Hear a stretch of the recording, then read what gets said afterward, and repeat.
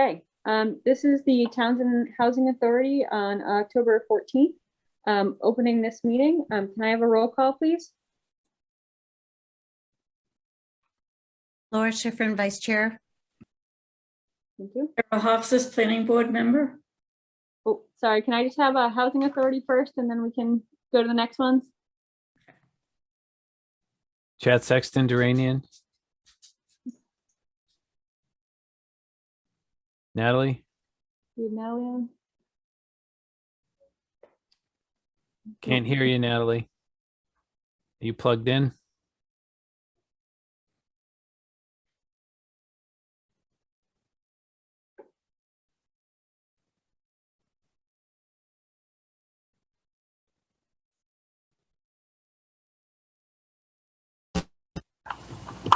There you go, Nat.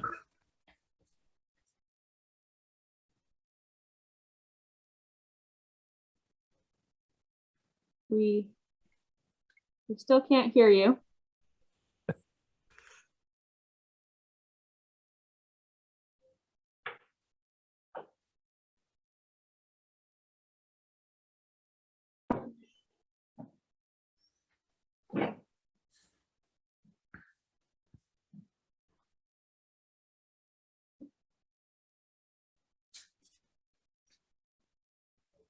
Well, Madam Chair, I guess we can take a visual for now and then we can move forward. Yes, definitely. And Courtney Raleigh obviously here. Obviously this meeting is being recorded. And I'd like to do the Pledge of Allegiance and then I can hand it over to the other boards to open, if that's all right.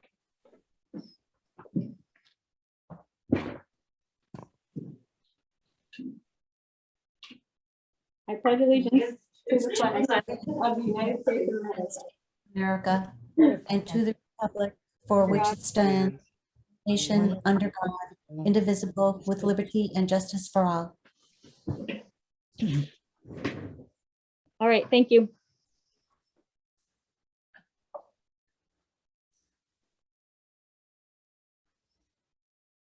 If we could have one of the other boards open now. I'll open for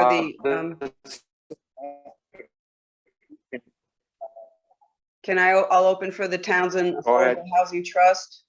Joan Savoy opening the meeting at 7:03 p.m. on 10/14/21. Other members, please. Veronica Cal present. Carol Hofstas from the Planning Board present. Mike, you there? Yep, sorry, I was trying to unmute myself. Mike Verosco, Planning Board and Townsend Housing Authority Trust Fund here.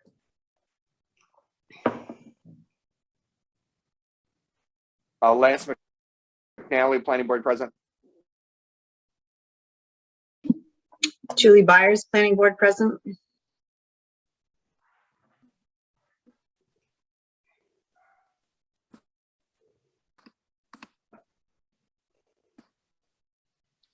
Okay. I guess I should state I'm also on the planning board. Thanks, Laura. Okay, is that everybody from the three boards that we have now?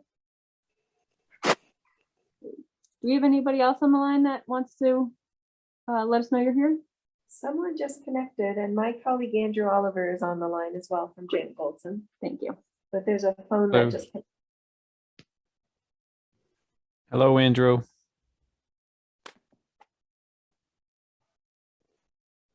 We have Marie Kay. Does Marie Kay want to announce herself?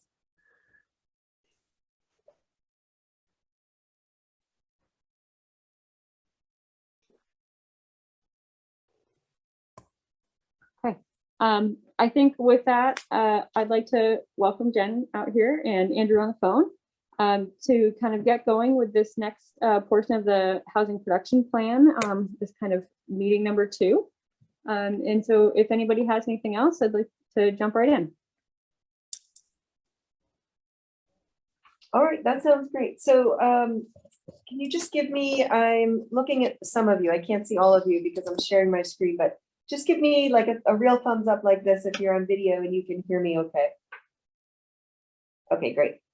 So I'm going to go through a presentation, and there are questions for, I actually have copies for you all here, but I didn't realize we were all mostly going to be on Zoom. So so we can certainly send this presentation out to you so you can have it afterwards. But you'll see that peppered throughout are some questions for you.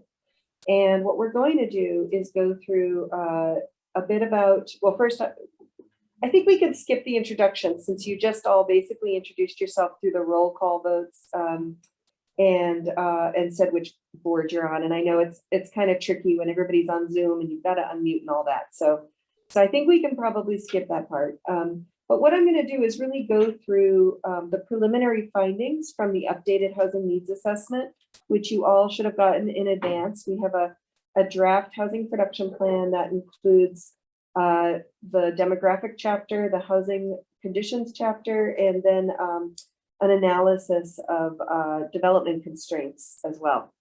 And so we'll go through some of the key findings of that, and then I'll pause and just ask if you have any observations you'd like to share about the findings, you know, from either what you had read in the report or from things that I'll say in the next few slides. And then what I'd like to do is review the implementation strategies that were adopted as part of the 2015 housing production plan as a way to start to prime the pump to think about which of these strategies have you done? And I know some of them you have done. Which of them are maybe still relevant for consideration in this updated housing production plan to include, and which maybe are not done, but perhaps are irrelevant at this point, or something that you tried and couldn't get traction on. And so what I'd like to do is go through those in some detail. And I think the best way to do this, we can figure this out when we get there, but I think the best way to do this is just to go round robin, and I can call on people when it's time to answer some of those questions, just because of the kind of the awkwardness of, Zoom and people unmuting and speaking over each other. So I'll just take the liberty of calling on people as I see them in the order that I see them on my screen when we get to those questions. But what I'd love to do, I have, I believe, 3 different slides that list the implementation strategies that the town adopted as part of the 2015 plan. And when we get to that, what I'd like to do is take it slide by slide and just ask you, which of these are still relevant? That's really what I want to know. Which of these, if any, are still relevant that you want to consider incorporating into the new housing production plan, or maybe in a modified way or somewhat adjusted way. And then the last thing is just any other strategies that you hope that we can consider as part of this plan. It doesn't have to be things necessarily that you know for sure you want to include. It could be things like, it would be nice to investigate the possibility of X, Y, or Z. And so I just want to have a kind of an open discussion at the end of anything else that you want to include. So does that just give me a thumbs up if that all makes sense and sounds like a good plan? And then Jen, if I could jump in real quick, this is Chaz.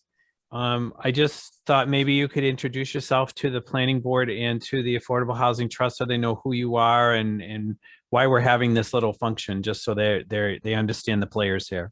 Yeah, absolutely. So I'm a planning consultant. I've been hired by Townsend, by really the Housing Authority Board, to prepare an updated housing production plan. And I'm going to go a little bit into what is a housing production plan, why do towns have one, and all of that.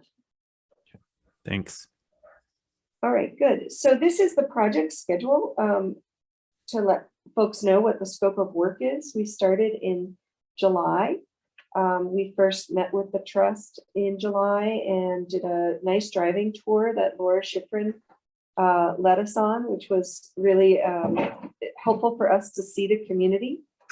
Then we prepared a housing needs assessment, development constraints analysis, and capacity analysis.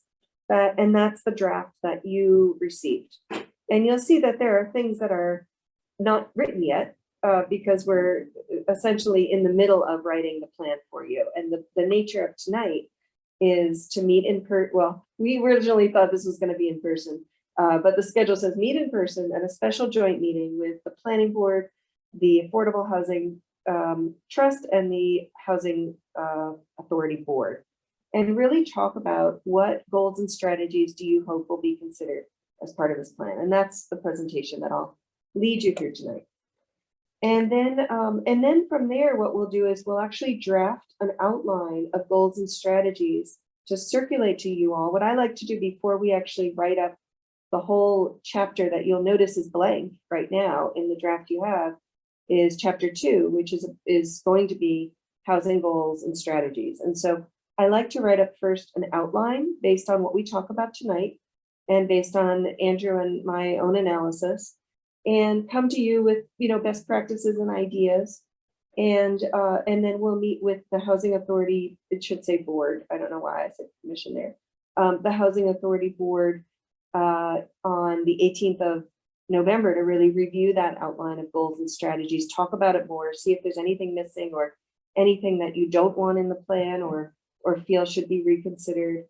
And then we would draft the complete housing production plan from there. So that's when we'll fill in all those to be written sections in the draft that you got. We'll fill those in after we meet with the Housing Authority Board in the middle of November. And then we'll submit a complete draft for, I went back and forth between whether I called you Housing Authority Board or Commission, so I'll correct that. But then we'll meet again December 10th, or I'm sorry, December 16th, and review the draft plan, revise that based on that discussion, and submit the final to you in early January, where we hope to then schedule a meeting for the planning board and the select board to review and eventually approve. If they need more revisions, that's fine. But that's the idea. And so the approval authority lies with two entities. It's both the select board and the planning board.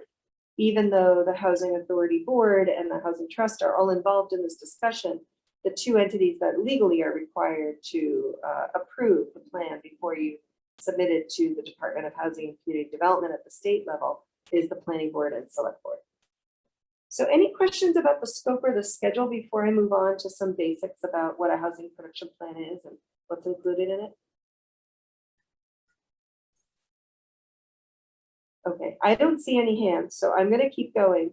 But if it's possible that I can't see everybody at this moment. So if you want to ask a question, just chime in. You can unmute and chime in. All right, great. So the contents of the plan, you can see that the pieces that we checked off are things that we've given you as part of the draft. So the comprehensive housing needs assessment includes both the demographics chapter and the housing chapter. And then we have a development constraints analysis chapter that goes into environmental constraints, infrastructure capacity and constraints, and regulatory barriers. And then there's a chapter on implementation capacity, and that just looks at what kind of funding, boards and commissions, technical support do you have access to. And then what we'll be working on over the course of the next few months are 5-year goals and strategies and an action plan that essentially says, what are all the strategies? How will they be funded if funding is needed? Who will be responsible for implementing those within the community, within the town? And it also identifies a sequencing over the course of the 5 years. Which of the strategies would you want to focus on first, second, third, etc.? And then some may be ongoing strategies as well. And just interrupt if you have a question along the way, because right now I can only see Courtney and my slides. So don't bother raising your hand, just unmute and interrupt. All right, good. So this may be pretty basic for you all, but for the benefit of anyone watching as well, just wanted to go into some basics about what is Chapter 40B and what is this housing production plan all about. And so many of you probably know that Chapter 40B, which is technically sections 20 through 23 of Chapter 40B, Mass General Law, is the comprehensive permit law. It was created in 1969 in response to the civil rights movement nationally. And it really has a lofty goal of social equity. It says that every community in the Commonwealth shall have at least 10% affordable housing based on its year-round housing stock, or a 1.5% of its land used for affordable housing. Now, the housing production plan really deals with the 10% number. How close are you to 10%? And we'll get to that in a moment. But essentially what the law says is that this is a goal, this is a statewide goal, that every community have that minimum of that 10% affordable housing.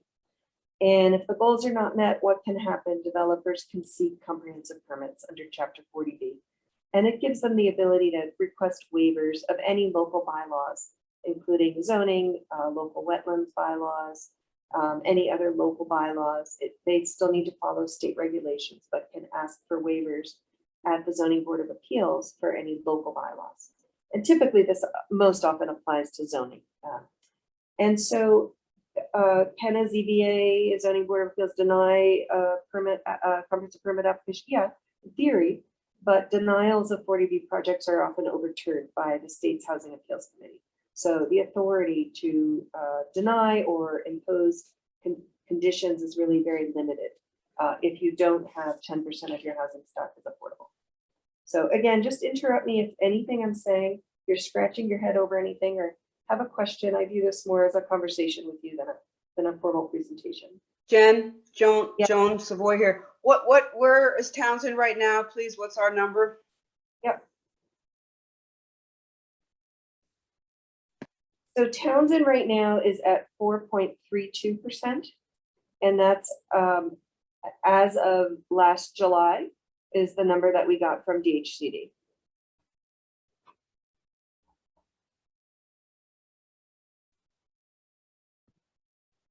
That is about right. We did drop, we were closer to 5 or 6 couple years ago. Yeah. Just I 5. have a question. Sorry, go ahead, Laurie.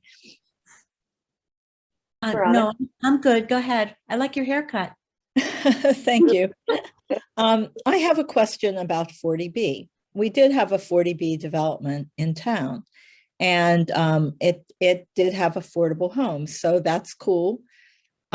Is there anything in the state law that requires that these units that are developed through the 40B as affordable remain affordable? Because what we've seen over the years is that they've become market rate units.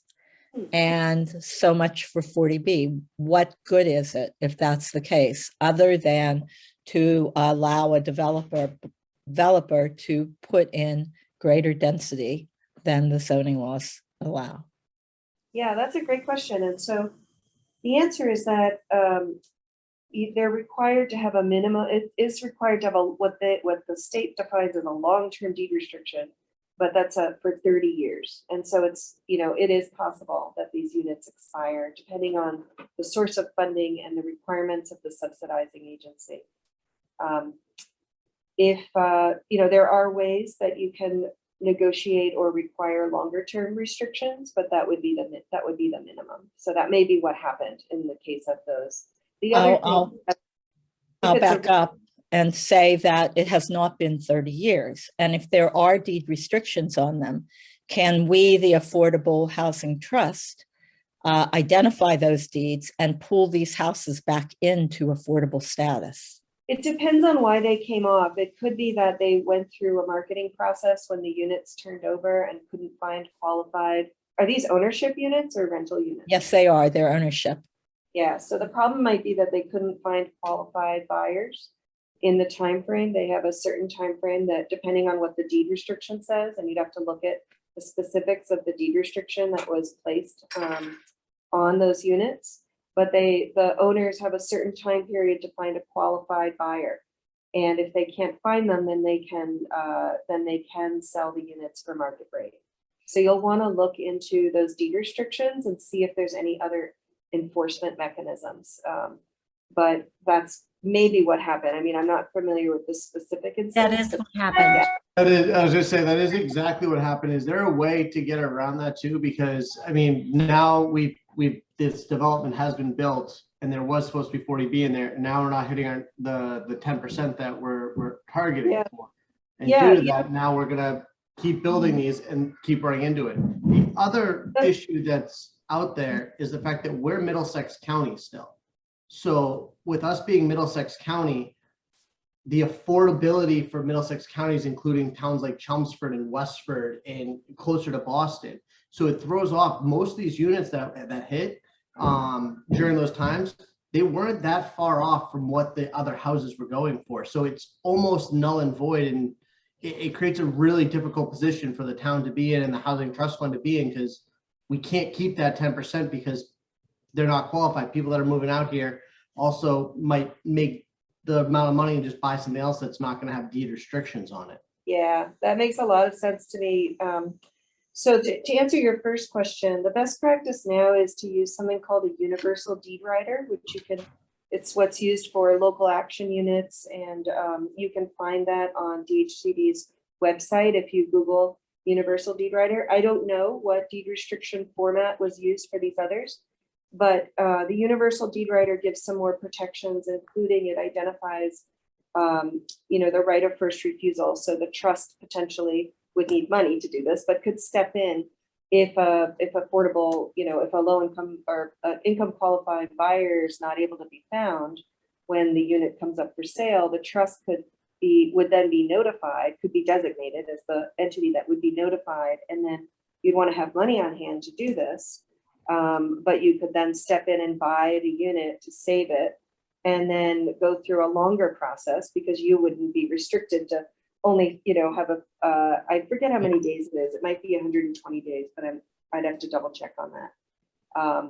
In the universal deed writer, it gives you the ability to basically buy it, to save it, and then sell it to an income qualified buyer and take your time finding someone. And you can even get it down further, Mike, like you were saying. You may need something more deeply affordable. And so maybe you set it at 60% of the area median income rather than 80%, because as you said, the area is very large and includes communities that have much higher median incomes than Townsend does. So that makes sense. The issue I was trying to bring up more is the dollar amount for this affordable house. It's not the qualifying AMI or anything like that, because you can get applicants out here that make 80% of the AMI, which is roughly $85,000, $87,000 in Middlesex County. And the problem is in Townsend now, you have these, specifically the one that was being brought up earlier, but that fell out, was there was homes in that development that were built and that didn't have the affordability 40B about it, and they were going for roughly the same price. And that was the issue, because people would rather buy a house without a 40B deed restriction than not. And that's kind of what I'm trying to wrap my head around, is that's where I think why people didn't go for that 40B and it fell out of affordable. And then we had this huge development go in. I think it's 38 houses, and we lost, I think, 1 or 2 of the 40Bs in there. Yeah. Yeah, if the trust was able to buy any of these, I'm talking about ownership homes, like these ones that you lost, they could set the AMI, the price, to match a lower area median income. So you could set the sales, they would lose some money, but it's an investment, it's a subsidy. So they could then sell the unit at a lower price that matches more of the local needs, so that the price actually is lower than market rate units, as you said. But to my knowledge, there's not a way to control, developers go through subsidy programs that have requirements for, what AMI they have to set the units for. If they have, low income tax credits, it's a different requirement than if they go through other programs. And so there's not as much control the town would have to set those at a lower sales price than if the trust then had control of those properties. And Jen, I'll interject here, Mike.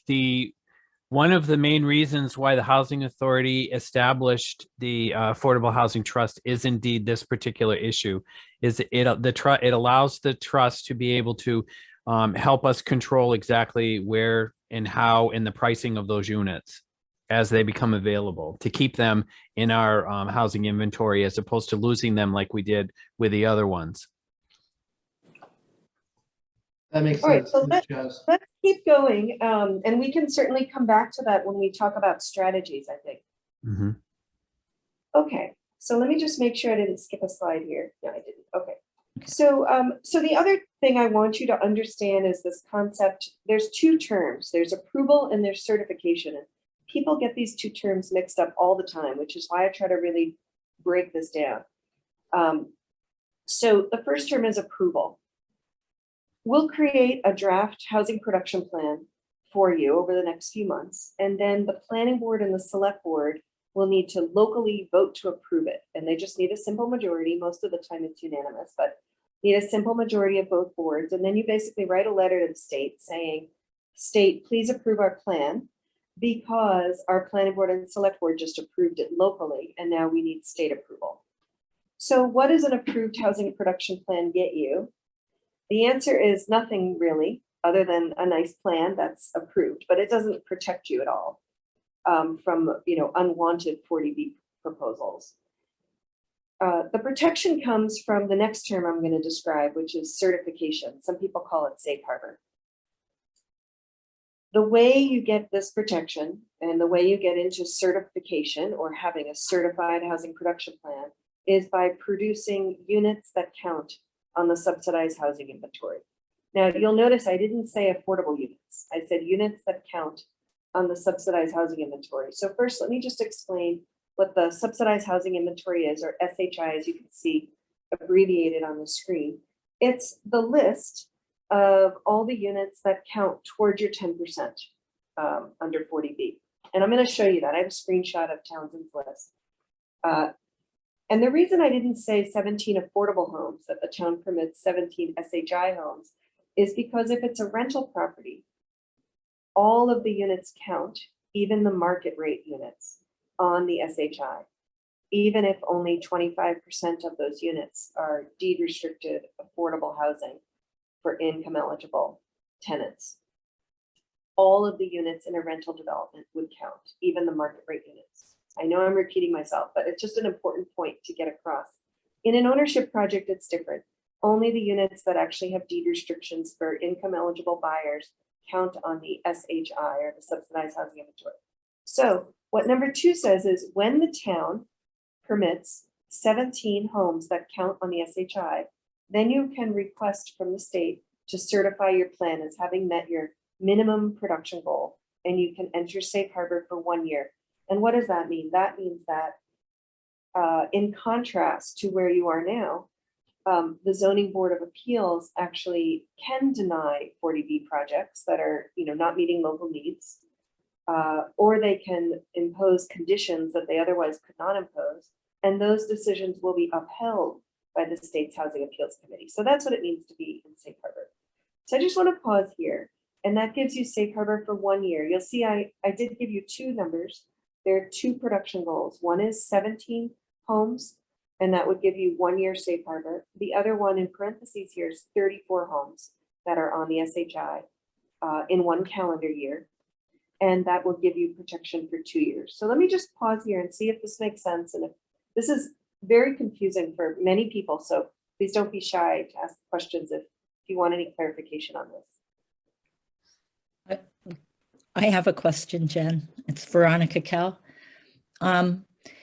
Those numbers 17 versus 34, are those standard numbers for any town, or are they specific for Townsend? In other words, are they based on the number of affordable homes that you have in your? Yeah, great question. And I skipped over that, so I'm glad you asked it. Those are based on a percentage of your year-round housing units. And so it's the 17 is 0.5%. So half of 1% of your year-round homes. And then 34 units is 1%. And that's how, so it's unique to Townsend, but but the percentage is the same across every community. Okay. Thank Any you. other questions on this? Okay, so I'm going to move on. So the other thing we get a lot of questions about is, well, what is affordable housing? And we already talked, Mike already brought up the income issue. And that's one thing that we wanted to point out to you that you already know, is that the area median income does include a very large geography. And you can see on this map here that, you know, it includes all the way down to the, you know, almost to New Bedford area, and then all the way up through Massachusetts and into New Hampshire. And so it's a very large area. There are communities here that have much higher median incomes than Townsend does. And so what we wanted to point out is that in order to qualify for affordable housing under the state's definition for, per 40B, a household needs to earn up to 80% of the area median income. And these numbers change every year. They're set by the Department of Housing and Urban Development at the federal level. And therefore that big geography that I just showed on the last slide. And the income qualifications are different for different household sizes. So on this diagram, you can see that in white, the numbers right below the little people show the 80% AMI number, area median income number. And so if you're a single person living alone and you make $70,750 or less annually as your gross income, then you could potentially qualify for affordable housing if it's set right at that 80% area median income. Likewise, if you live in a family or a household of 4 people, no matter if 2 are adults, 2 kids, 1 adult, 3 kids, it doesn't matter, or how many income earners doesn't matter. If you're in a household of 4 people and you earn $101,050 or less, then you could potentially qualify for affordable housing set at that 80% AMI. Laura, I see your hand raised. Let me just finish this one point and then I'll get to you. And so I just wanted to give you another example. Some developments also create more deeply affordable units. And so that's what the number in blue represents. That's 50% of the area median income. And you can see that for a single person living alone, that income cap is much lower. It's at 47,000. And then it goes up from there depending on your household size. Now, if you look at the local Townsend data below, this is based on the 2019 American Community Survey estimates. And the median household income in Townsend is $91,200. That's the median, that's 100%.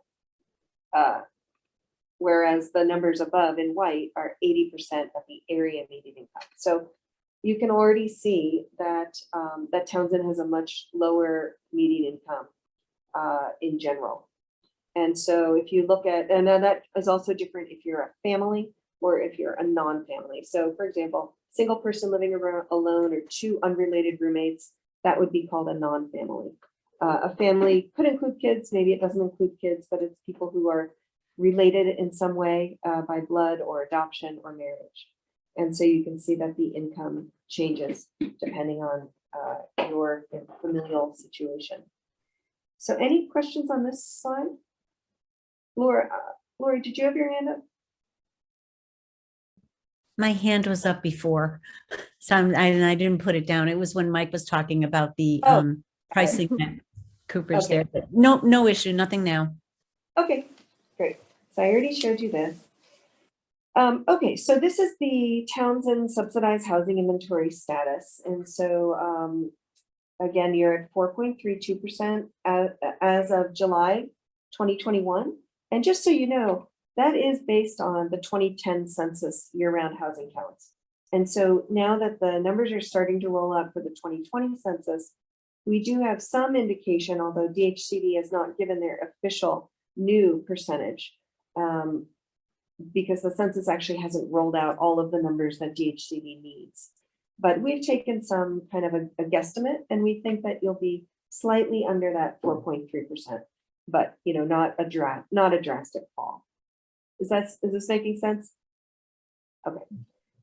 So as of now, you need 191 more units to reach that 10%.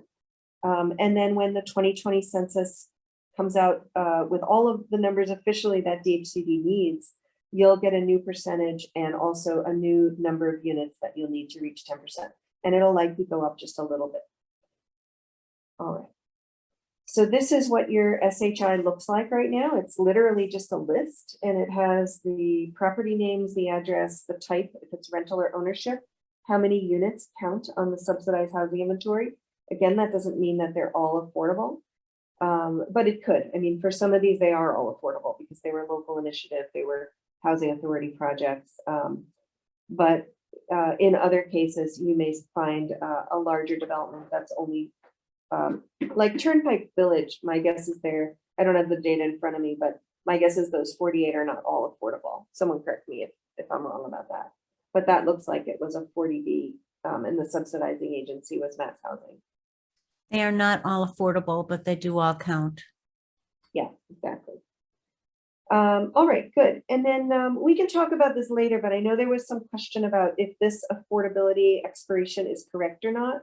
And so we're going to do some sleuthing, and I think Chaz had some materials that he had kept on file. So we can connect Chaz with you outside of this presentation, but we just wanted to clarify that.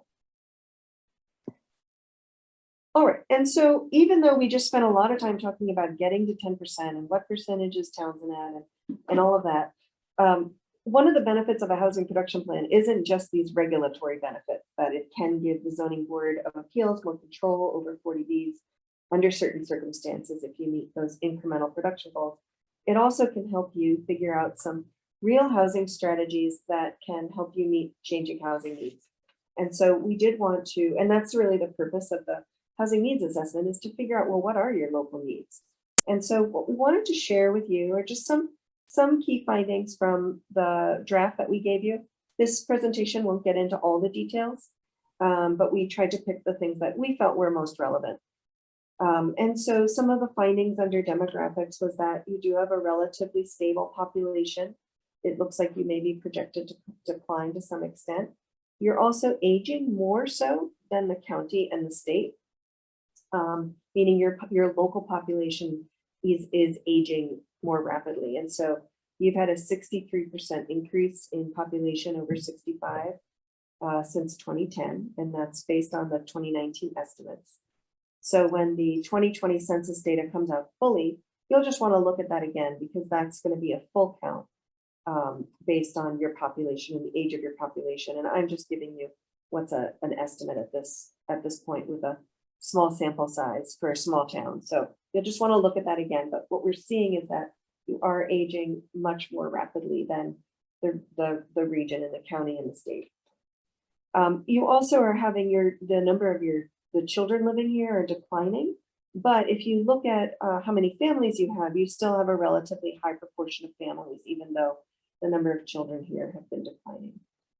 You've also seen a significant increase in people who are age 65 and over who live alone.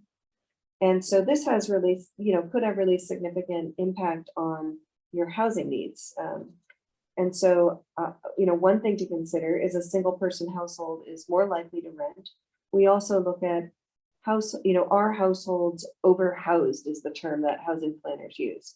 If a 70-year-old is living in their single family, maybe they raise their kids there, and they're aging, maybe they're, thinking about another option, something with less maintenance, something with no more snow shoveling, something with, more people around, not as isolated, less need to drive and things like that. So what we'd like to look at is what kind of housing options are there for people who may want to downsize. Now, not everybody will, and it's, to some extent a matter of preference, but others will, and it's certainly more, or can be more affordable to downsize, and rental is really an option that a lot of single person households are preferring, partially because it can be more affordable. The town median household income is also declining, while the area median income has actually increased. And so we're seeing that Townsend is not in sync with what's happening in the region in terms of median household income. We also see that the average household size is decreasing, although it started out relatively high, but it has been decreasing. And so this indicates to us that there could be a need for smaller units. And this is aligned with seeing the significant increase in people living alone. And so those two figures are tied together. All right, let me just pause. Is this making sense so far? Is there anything that I've said that you're scratching your head and feeling like, well, I've lived here for a long time and I don't, what you're saying doesn't compute with what I'm witnessing? Jen, Yeah. Joan Savoy, I'm looking from what you've said so far, it seems to me if we really want to reach our number, we should be building apartments. Yeah, that's certainly a policy that could be logical. And so we, we want to talk with you all about that type of policy. Jen, Veronica, can I yeah. ask a question? This is playing devil advocate to Joan. Things like this in communities are cyclical. And if you build a lot of housing units, rental units, because you're trying to meet a current need, does that in the long run, 30 years from now, change the character of the community? Because now when it cycles back to the fact that there aren't as many older people, they've all died off. That would be me. And now the families are coming back. Have you now created a rental community where previously you had a homeownership community? And I'm not saying it's good or bad. I'm just curious because things like this are cyclical, and I'm wondering how you balance that. That's all. Yeah, that's a great observation, Veronica. And I love when people play the devil's advocate because it makes us really think through, policy choices and also the trends that we're seeing. And so what I would say is that the age projections for not just Townsend and your region, but really for the whole state and even countrywide, is that the population will continue to age. The baby boomers were such a big generation, and they are, getting older, as you know. And so in the next 10, 20, 30 years, we're seeing a greater and greater aging population. So this is after that, I actually don't know. I haven't seen projections beyond that, but what I can say as well is that I don't think, and someone can argue with me if they'd like, but I don't envision that Townsend would go for such an extreme policy of only promoting rental housing that you would then have not enough ownership to go around. I mean, I would anticipate that your existing ownership stock would largely be maintained and probably continue to expand to some extent based on demand for single family and for ownership homes. But if the town uses some of its resources and some of its regulatory powers to create some more rental, especially rental that's affordable and especially rental that's appropriate for an aging population in strategic locations, and I'm putting a lot of qualifiers in there because there's a lot to think about with this, that could really benefit you for the next number of decades. Lori let has me- a question. Oh, Lori, sorry, I didn't see you. Yeah, before I forget again. So I agree with what you're saying, because we lost a building of 30 units some 3 years ago. They've not been replaced. It has, and it shows in the people who are looking for properties and for how quickly the rentals do go when they come up. And these aren't what we have are really not for the aging population. What we have now with Atwood Acres and Townsend Woods, which are apartment buildings with elevators, so that can accommodate the aging population. They're minimal. They have a 2-year waiting list at least. So I don't see that stopping. I also don't see that if we do, or the housing trust decides to build apartment buildings, which again can only be built with what our land will accept for septic systems. That's something that we really, really need. And that's not going to be built soon enough. But if you look at some of the communities around us, like the cities of Fitchburg and Leominster, who are really partnering up with developers, trying really hard to make it easier for them to build and try to catch up with the housing needs, they're far ahead of us. I've heard reports from both mayors last week and this morning, and we're not. I don't think I was going to try to find out what our building permits have been for the last 12 months in Townsend, and I didn't have a chance to get that information. If anybody else on the call knows what that is, I think it would show what we are or we are not doing. And it's just, housing is something we need to address. And like you said, not just locally, state, or it's national. So. Yeah, thank you, Laura. I just have one other thing to say. I think that the amount of rental housing that a community can support is also tied to the public transportation available to that community. And I think that's a critical piece to having rental housing in a town. And I think that's something that we as a community haven't really looked at. You can build a lot of rental housing if you have a way to get people to jobs. And we don't really have that. So I see these two things as being connected.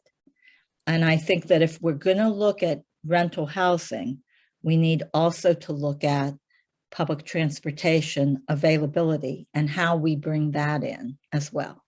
That's all I'll say. Yeah, And- thank you. Can I just chime in there? And then I hear someone else wants to speak as well. I would say that it's actually a pretty widespread myth that low-income households or even rental households may not own cars. If you look at the statistics, it's just not true.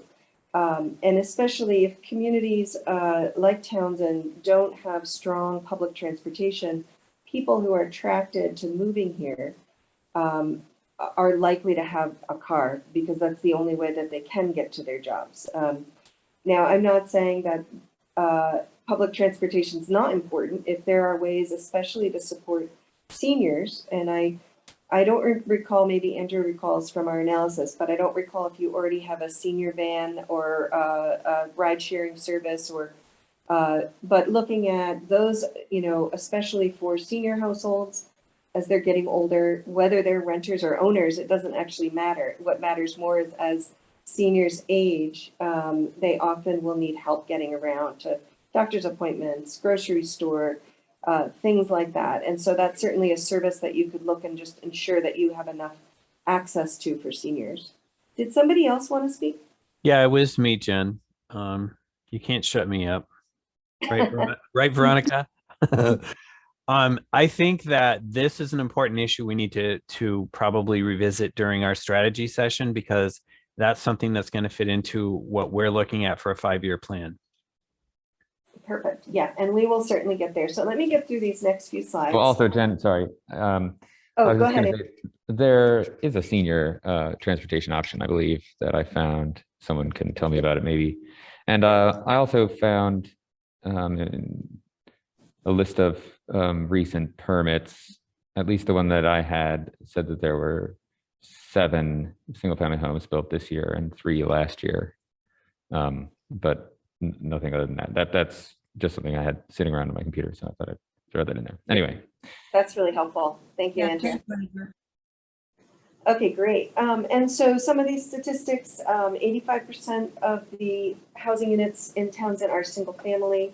You have a very low rental vacancy rate. In fact, the ACS indicated 0 vacancy, which, sometimes we question that because it's such a small sample size, but just hearing some of the anecdotal data, it sounds like, there is a very low rental, whether it's actually 0 or not. There's a housing size mismatch. So I said earlier that there are a lot more single person households in Townsend than there used to be, particularly in the older communities, the 65 and over age group. And there are a lot of the units, especially being single family units, you think there are a lot of 3-4 bedroom and plus units that we call that a housing size mismatch. It doesn't mean that a single person living alone, maybe they want to live and can afford to live in a 4 bedroom household.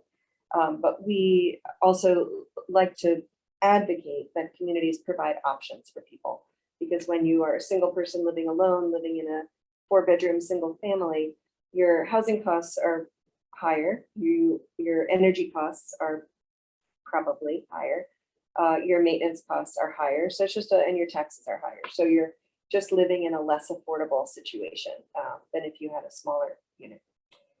And then we also saw that out of all the households that currently, or as in terms of the estimate in the ACS from 2019 that live in Townsend, 36% of those households have low moderate income, which would be that 80% AMI or less. And they could potentially qualify for affordable housing. Now, it doesn't mean they do, because these affordable housing programs also look at your assets, but just looking at income, they're about 36%. So more than 1 out of every 3 households could be considered low or moderate income. And then if you look at those extremely low income households, so that would be people making incomes of 30% or less, many of those are often seniors. 80% of those households are severely cost burdened, meaning they're spending more than half of their gross income annually on housing costs, whether those are ownership costs or rental costs. They're both included in this figure, but 80% of those extremely low income households, again, many of which are often seniors, are spending more than half of their income for housing. And so for an ownership house, that includes your property taxes, insurance if you have home insurance, your mortgage if you still have a mortgage. And then for rental properties, that includes utilities and your rent. Jen, And then, yeah, go ahead, please, Jeff. how many of those extremely low-income households do we have, please? Yeah, maybe Andrew can look that up real quick. I don't have that at my fingertips. I'll look it up in just a second here. Okay, cool. And then the other thing we did find is that your sales prices, you may feel like they're very high, but looking at who's living in town, your median income, and what a household at Townsend's median household income could afford, the $317,000 sales price for, I think that's for 2020, is actually relatively affordable to who's living in the community. So we don't see a big affordability gap in terms of for sale units here. The biggest thing that we've seen is that you don't have enough rental housing to support your local needs. Okay, I found it. It's 275 households are earning under 30% AMI. Thank you. Great, thanks, Andrew. All right, and so here's just the, I've sort of been saying this through the last slides, but just in conclusion, we think that your local housing needs, based on the analysis that we've provided, is that you need smaller units, including studios and 1 and 2 bedrooms, just to give your population more options. You need rental units, including market rate rentals. So not just affordable rentals, but a mixture of affordable and market rate rentals. You also need affordable rentals, and we would say that your deepest need is for more deeply affordable rental units. So to serve households at or below 30%, which is that extremely low income, and at or below 50% AMI, I should say there, which is the very low income. We don't see that you need affordable rental units at that 80% AMI level. You don't have a lot of cost burden households that are at that level. Really, where we're seeing the major cost burden in your communities, folks that have extremely low or very low income.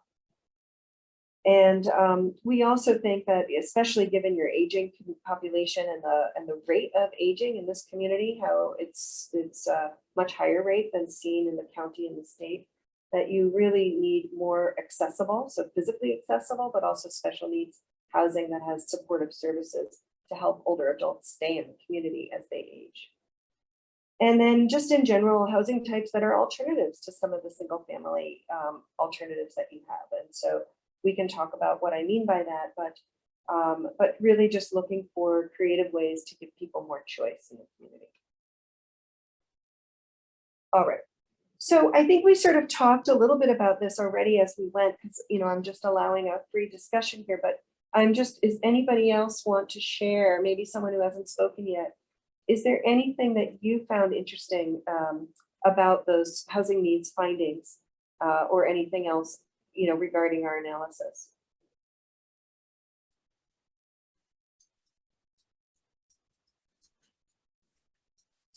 Lori, did you have your hand raised newly, or is that old? That's old, okay. Just check. All right, great.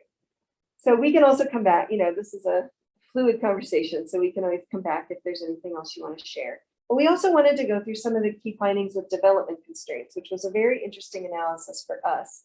We don't often see communities with this level of development constraints. And we've worked in a lot of communities, so that's saying something. What do I mean by development constraints? So I mean water resources, flood areas, significant habitat, water. Where's your water supply? 50% are now on private wells, but of course, I'm sure you all know that you're expanding to serve the whole town by 2024. And then all your wastewater is through private septic systems. There's no sewer. So we did an analysis, and in the report that we shared with you, we don't have this actual map. And if you find this map helpful, we can include it. But what we did was we took the maps that were in there that showed your water, there's a map about water resources, there's a map about habitat resources, and then there's a map showing your zoning over your own overlay zones that are really protecting those resources. So including aquifer protection overlay, groundwater protection, and floodplain. And we just made planners love to do these kind of overlay maps where we put it all together into one map, and you can't tell from this map which is which. You can't tell where the habitat areas are versus water resource area. We just mixed it all together just to see how constrained is this town? Because when we started to look at those individual maps, it seemed to us that there wasn't much land left over after you account for all of those constraints. And that's what we found. So the total area of unconstrained land is 3.4 square miles. And I actually I can't see my notes, unfortunately, when I'm sharing the screen, but it's a very high proportion. It's well over 80% of your total land area that is constrained. And so you can see the white areas are really the areas that are, not that they have no constraints, but just in terms of the constraints that we mapped, those white areas are less constrained than the pink areas. And so you can see there's some pockets. That's actually, the green is open space, protected open space, but the white areas that are not pink are potentially areas that are more developable. Now you may look at this and say, well, we would never develop there because I don't actually know what's on the ground there. We just did this analysis to try to understand where are those development constraints. It also doesn't mean you can't develop. Some of these areas are, much more constrained than others. These are not all equally constrained. And so obviously you see that you have quite a bit of development.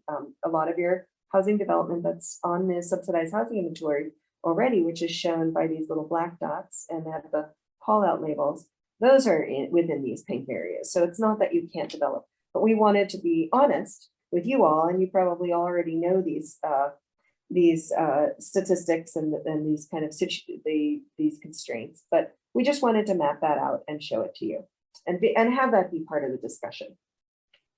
Jan, can you enlarge that map?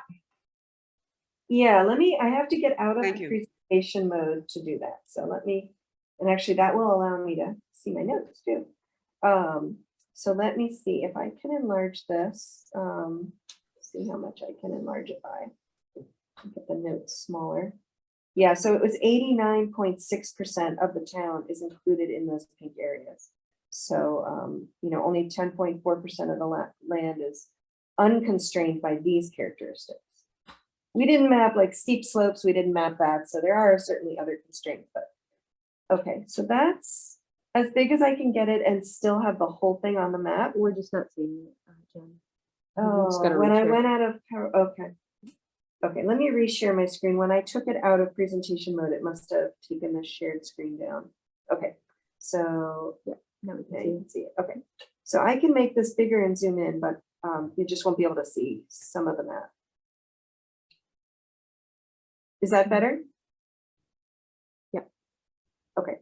So any questions or thoughts on this analysis that we did?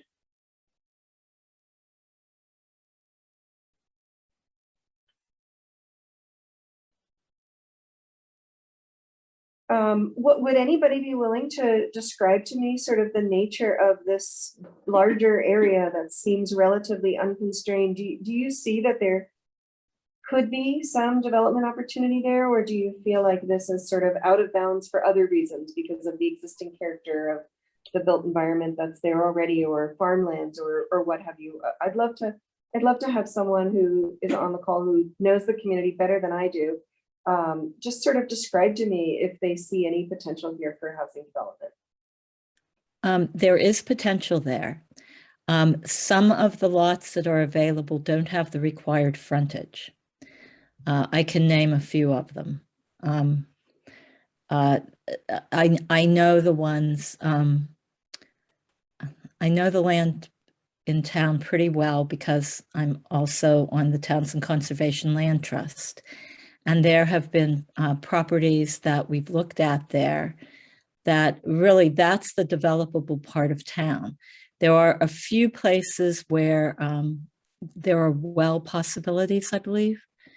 But a lot of the parcels that aren't developed, the constraint is frontage on a town road, or the fact that you can't put in an open space preservation development because of the lack of egress and ingress. I think I said that right.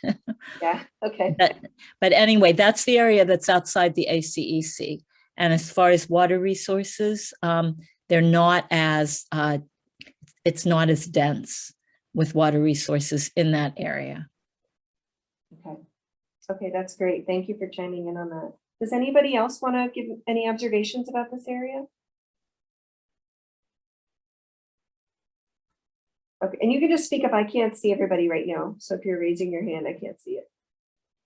The one area I'm looking at is where like Blood Road, Townsend Ridge Country Club, there's Sterilite there. So it looks like it's big, but the commercial over there is, so I don't think above there is going to be very Blood Road, developable. down Yeah, in so this Blood area? Road, you see Townsend Ridge, this big parcel right above you. This is all Yeah. commercial right in there. Ah, okay. It's a large factory complex. Yeah, like, I mean, I get that we could put it kind of in different places, but I don't think a lot of people would want to live right next to Sterilite like that. Yeah. Yeah, and we can actually, it might be helpful if we, at least just in the white areas, maybe add the land use layer on here, and that would provide us with a little more information about what the existing uses are. Okay, great. Let me make this smaller. Can you say something to what Veronica said? When she said it, I thought, well, maybe this is an opportunity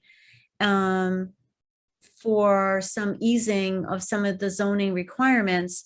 If there were buildable lots that didn't have enough frontage, but they were buildable as far as having the good soil to have a septic system, that perhaps those should be sought after for new development. I don't know how many acres each one of those had that Veronica was referring to, but even if it was just a half acre or more, grandfathered lot kind of thing, that's something that planning and zoning could work together on to see if there was a developer who would be interested. That could be a strategy as well, Jen. Yep, and I'm writing that down. So that's something to consider. So thank you. All right, so let's go on here, and I can't forward my slides the same way. So let me just. Okay, and so at the heart of this effort, and I said something similar in the first presentation a few months ago, is really how do you protect natural assets in particular, other assets too, but particularly in this community? How should you protect natural assets, recognizing that there are these significant development constraints in Townsend while still creating more options to address changing housing needs? And so that's really what we want to keep getting back to. So so we just actually talked a little bit about this. What opportunities do you see to promote housing options given those environmental constraints? And now we're going to start to get into those strategies from 2015, which I think will lead us into any other ideas that you have for us to consider. And so I'm going to go through, there are 3 slides that just list out, and they're kind of shorthand because, some of the strategies were lengthy descriptions. So hopefully I got the essence of each one enough that you'll know what it's talking about. And I want to pause on each slide and just really ask, the main thing I want to know is which of these, if any, are still relevant to consider in the new plan, either in its current form as it was envisioned in 2015, or perhaps in a modified format. So some of these things you have done. Like number one, I believe they were talking about Townsend Woods. Because they were talking about 30 to 50 additional senior or veterans housing is what the plan said at the Atwood property. And so just correct me if I'm misunderstanding anything. The second one is investigating additional town property to complete projects like was done in '07 with the Habitat House. And, you know, we can come back to these. Let me just read through them first. Investigate if a smaller project would be possible. There was a 19-acre town-owned site adjacent to Timberley Park. And it seemed like that one was deemed not possible, if I'm reading what was said correctly in 2015, but that you wanted to see if there were other opportunities for smaller projects. Can I jump in here? Yeah, of course, Laura, go ahead. Okay, so on number one, Townsend Woods has 36 rental units. Oh, okay. I'm Not not sure where I got that number from. It might have been Atwood Acres that has 48. Atwood Acres is 50. Oh, sorry, Turnberry Oh, Village. okay. is the bottom. Sorry, I must have read this. I think I took it from the SHI and I must have grabbed the Turnpike Village number, so I apologize. So yeah, Atwood, so Townsend Woods is 36 acres and then Atwood Acres is 50. Correct. Okay. Well, thank at least you know I'm not sleeping. No, that's good. That's good. Thank you for that correction. Okay, and then I think you were on number 3.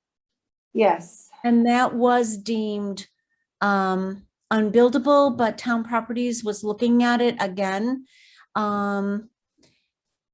Testing was done with Kevin Smith, and this was under Karen Chapman when that was done. And when Town Properties last met, he was saying things do change, and that that could be a possibility for some development. It should be looked at again, is what he was saying. Okay. Laura, is that one of the ones that we voted to transfer to the Affordable Housing Trust? I don't have the list in Is front it of off me. of South Row Road? I don't have that out either. I think It it is is. off of Timberley Park. Well, Yeah. it's adjacent to Timberley Park off of South Row Road. Yeah, I think so. I think so. And it has one entryway going in. Okay. Right. But there could be an avenue of, making it a loop so that there is access in and out kind of thing. All I know is that he talked quite a bit about it at the last meeting that we had, and that we shouldn't negate it kind of thing at this point. It should be reinvestigated. And you may have shared the properties designated or transferred to the housing trust. But that would actually be helpful for us to have if you haven't shared it. And Jody, I apologize if you gave it to us already. Because we can map those, and that would be helpful, I think, for all of us to see where those are. Well, that was a relatively new action since we met and did the tour. That has happened since then. And I know I had it on my desk. I'll look for it. We just voted it last week, I believe, to Yeah. transfer. Yes, it is new. Oh, okay, great. Yeah, that's great news. Okay, and then the other one that was in the 2015 plan, number 4, investigate if other tax title land is developable. So one question I have for you is, does the town actively share with the trust the list of tax title land, on an ongoing basis to see if any of it's developable? Town Properties has looked at that. And I don't know about, Chaz could answer better, I guess. I wouldn't know about the sharing of it, because we're in transition. Chaz, I'll let you speak to it. Okay. Where that stands.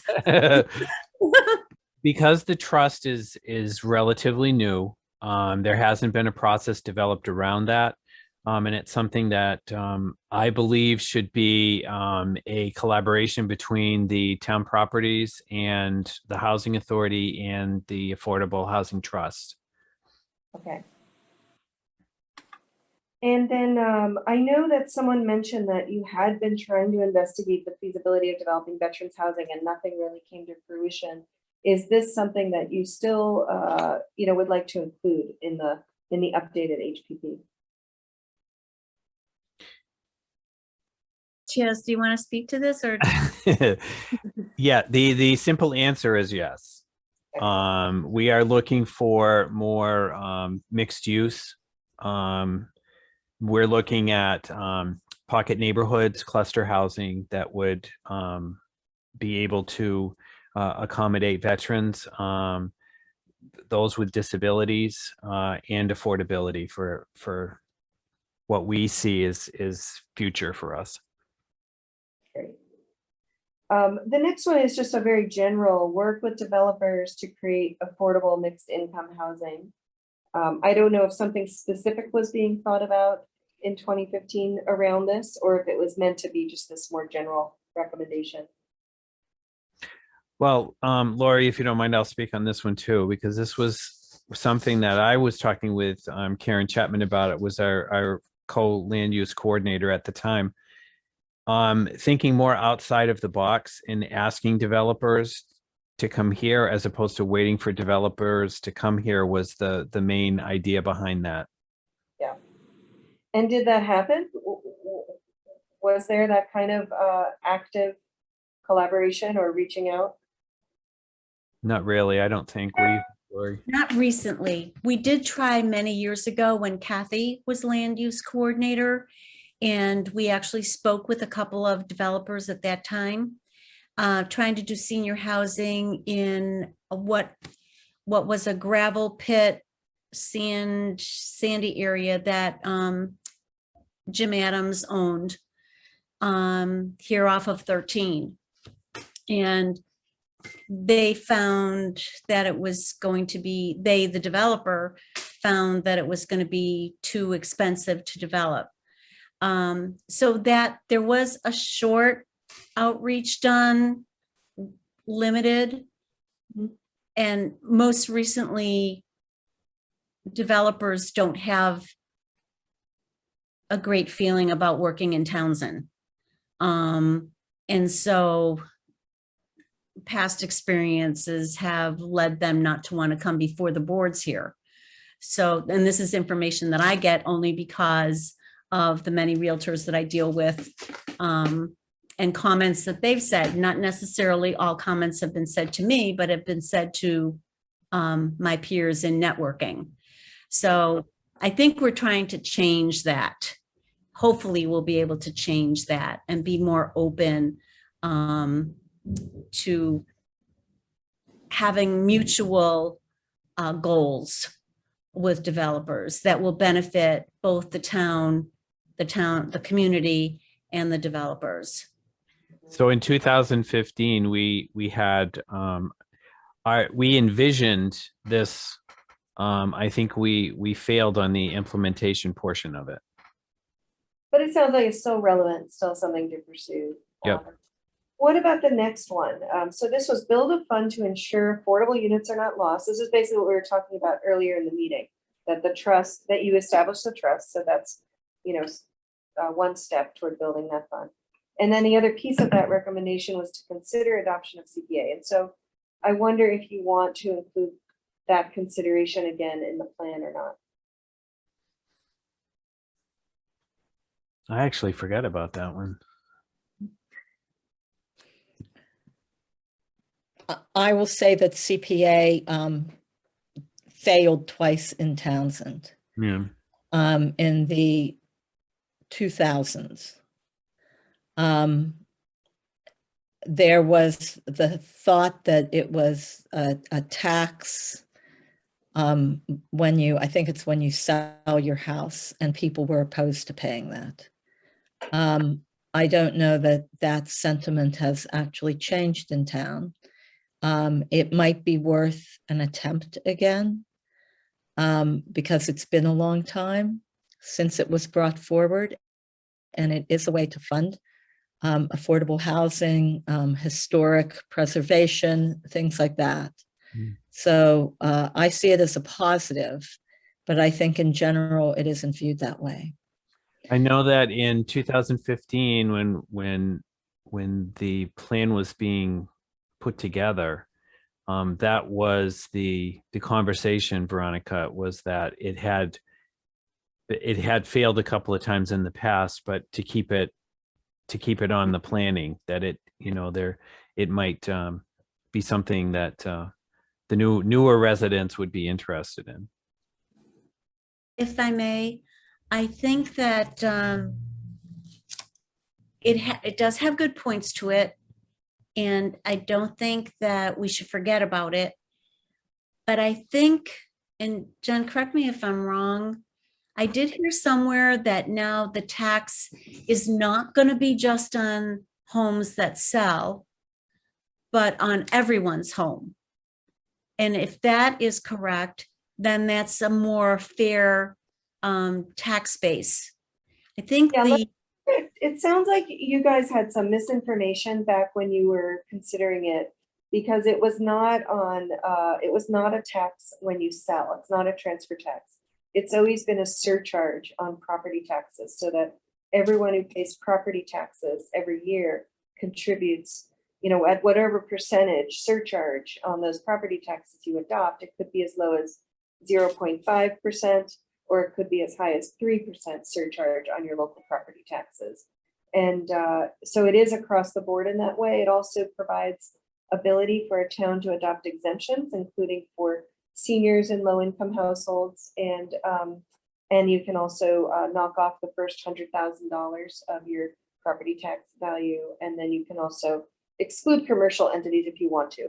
Many communities don't feel that that's beneficial, but there are a number of exemptions for you to consider. So from just listening to this small conversation, it doesn't hurt to put it in this plan. It doesn't mean it's adopted if it's in this plan, and it doesn't require you to, none of the recommendations as part of a housing production plan are binding on the town. Even when the select board and the planning board approves the plan, they're not saying that we're going to do all of these things. They're basically saying that we approve this housing production plan as a set of recommendations that we'll take seriously, but it doesn't bind town meeting and it doesn't bind board and commissions to actually implement all of these things. And so I don't really see the harm in putting it in if you think it's something that could be worthwhile considering again. I think it should be put in. especially with an explanation of, I think that the Board of Selectmen anyway would have to devise how they were going to present it to the town, to the taxpayers, where you say, what is the determination between 0.5% and 3%? Is that something that's up to the Board of Selectmen to present to the town, and which will also present to them the amount of income that will be raised from this, and use a scale of where that first 100,000 is off, or seniors are given a discount, or veterans are given a discount. Certainly, I think if a plan was put together explaining all of that to the residents, that they may be very willing to pass that. Yeah, I think clearing up misinformation and being, transparent about different scenarios and how that would impact. And just to clarify, veterans are not one of the eligible categories, but low income and seniors are.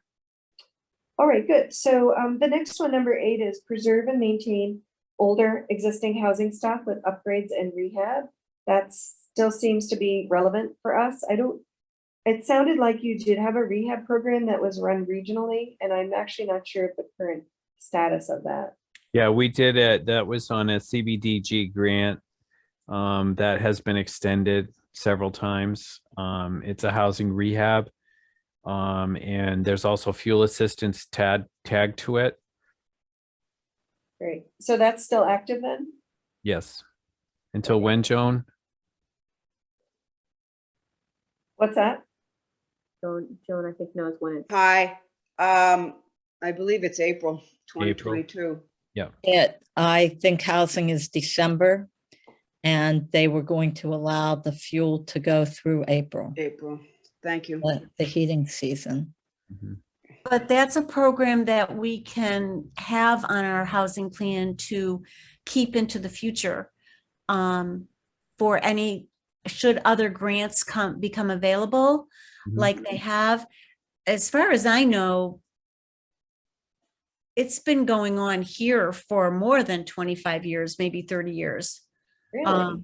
Yeah, because they're part of, well, however long it's been, they're part of the betterments on the taxes once a house goes into it. I only know because I've seen several houses that have had them for the 15 years, or some that have sold 20 years after they got the grant, which makes, they have nothing to owe back after 15 Yeah. years.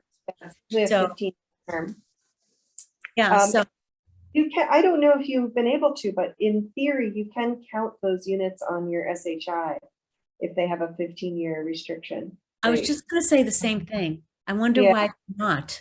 Right, somebody Uh-huh. has to, fill out the paperwork and I don't know, if there are other eligibility requirements that they're not meeting, but I know one is the 15-year restriction. Yeah, Joan- we've had that discussion and we were Yeah. told they cannot count. They do not count. DHCD has gone back and forth on that issue over the years, and I can research this, but as far as I understand, the newest, the most recent update on that is that they can count. But I'll clarify just to make sure, because I know DHCD over the decades has gone back and forth on that issue. That would be great, Jen. Thanks. So is Yeah. Joan and I. She calls, gets an answer. I call, I get a different answer. And do you, or who could I call to find out if maybe Andrew and I could do some research on a tally of how many units have been assisted over the years in Townsend, and if we could get an annual breakdown, that would be really interesting. And then just to see how many are still within that 15-year restriction. I don't know that you can count them retroactively, but I'm curious to see what the stock is. Yeah, we could do that. Jody, if you, yeah, Jody's, yeah. If you could talk with her, I forget her name. She has Diane those, Hanson. yeah, Diane Hanson. She had those numbers for the selectmen, I believe, Veronica, wasn't it? Last spring. Yeah. But we have been recruiting new units because we had the couple 100,000 that hadn't been spent. So she has been recruiting new applicants, and I know there have been applicants because on Tuesdays when I go by that room, there are always people in there, either gathering information and I don't have a recent count from August until now of how many new applicants there have been and how many of those have qualified. Yep. So this was, Jen, a 2018 CBD block grant. Yeah. And we have had it extended. So I think, Jody, there was a paper that we had that that was given to the selectmen. And if you don't have it, I'll dig through my stuff and send it to you. And then if you could contact Diane when she's in on Thursday and see if she can give us an update from that figure forward. Tuesday, but I'll send you Diane's contact information and I'll put you in touch with the like, we're trying to Great. get back. The CDBG grant started a long time ago with MRPC. It wasn't just like the current. Yeah. Grant. Yep. Okay, that'd be great. Thank you so much. All right, great. And then this was about preserving expiring rehab units. There were 30 units, and I don't know if those expired. They did not show up on the SHI, so I'm assuming those did expire. They did expire. That's an old CDBG grant. Yeah. I think it probably finished around 2005. I think we had it with Ashburnham, perhaps. It was an older CDBG grant. Okay.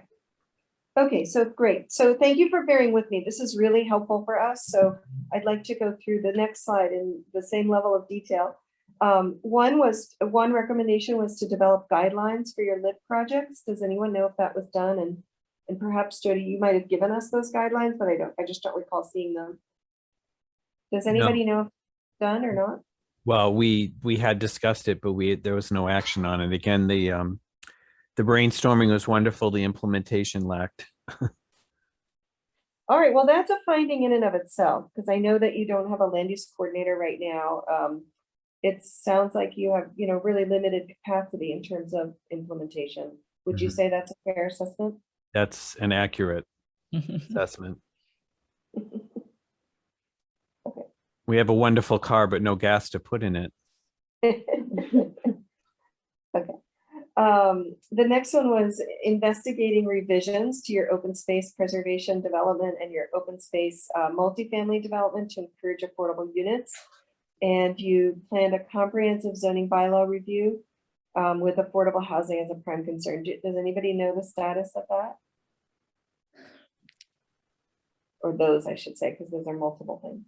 Lori, didn't we have talking about the bylaws, because we had suggested age restricted housing that the planning board took up. We also helped develop the affordable the apartments. I forget what it was. Accessory apartments. Accessory apartments we were part of. I believe the the age restricted one was passed. I saw a document about that, right? Yep. Yes. Okay. Yeah, and the affordable accessory apartments was passed as well. The OSPD and OSMD, the original thought on that was exactly what is written here. This was in the late 1980s. And again, that was something that the town chose to remove. We had wanted 10% affordable housing in any OSPD, OSMD. And the town was not in favor of that. It could be different now. That was a long time ago. And I think it's a good idea. So I would leave that first part in. Okay. And then what about that second part with the comprehensive zoning bylaw review? Was that done? No. Not a comprehensive one, but there was some bylaw review, but not. Right. It needs more tweaking. I think that should always be in there as a living document kind of thing, because times change and you have to address what's in front of you. Okay, fair enough. The next one is creating development guidelines for affordable housing. Does anyone know if that was tackled? I don't think we addressed that. And so I don't know if you are thinking you still do want to address it, but one thing I'm getting is number one, you have limited ability to implement. So I'm really thinking we should narrow down the number of recommendations that we give you to make it a bit more realistic. The other consider with number 12 is that the housing production plan itself, while they're not actual guidelines, it can give you guidance on what kind of demographic mix, scale, level of affordability, and locations. The housing production plan itself will do some of this for you without creating an extra task for you to have on your list. So that's what I'm thinking now, but feel free to push back if anyone felt like the development guidelines were something that you would like to consider in the next 5 years. Can I just say, I'm just talking. When it says, when they have all of these, the inclusions in here, to me, it seems to be like a guideline that's going to be restrictive. I don't know that we need to work on more restrictions.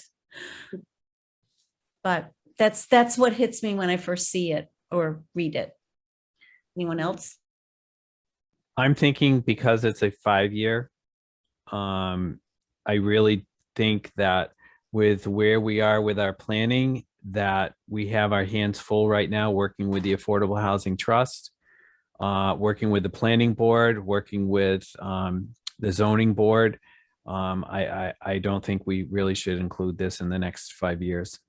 That's just my opinion. Okay, let's keep moving here. So you talked in the 2015 plan about potentially doing 40R districts, which are smart growth zoning overlay districts, which allow higher densities than your underlying zoning would allow to create, could be single family duplexes or multifamily in smart growth districts that would allow those to be by right with site plan review. And I don't believe you have any, but I don't know if that was ever investigated or if you think it's still potentially relevant. Yeah, that's something that our chair actually looked into, the pocket neighborhoods and cluster housing. So we did investigate. We haven't taken it any step further. And do you think it's do you think it's an idea worth pursuing? I do, yes. Yes. And it says in 3 villages, do you have location ideas that you'd like to prioritize? Didn't we do that with 43D? Yes, Yes. yes, we did. The 3 villages would be I think the three separate parts of our town. Lori, is that what we were thinking with that? Well, one was downtown, Yep. commercial near the post office, One was West Townsend. and West Townsend, I thought the harbor, there's one in Yeah. the harbor. the Yeah. harbor. Yeah. So that's the 3 villages. So it's still Where's the 4th one at, though? Where's the 4th one? No, it's just 3. It just said 3. it just says 3 here, but what we added in the application plan, maybe that's what you mean, Veronica?